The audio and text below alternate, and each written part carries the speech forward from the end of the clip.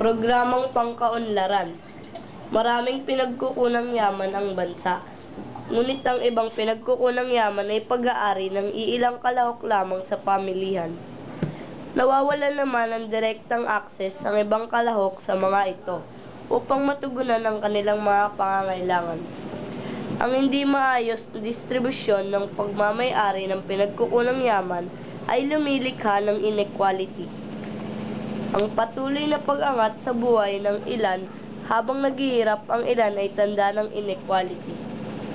Sa ganitong pagkakataon, lumilikha ng programang pangkaunlaran ng pamahalaan.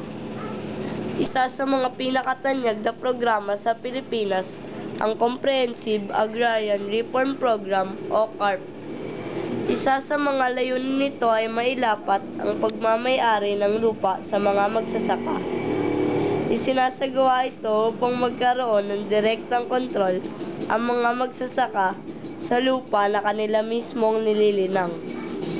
Inaasahan na sa pagmamay-ari ng lupa, aangat ang buhay ng mga magsasaka.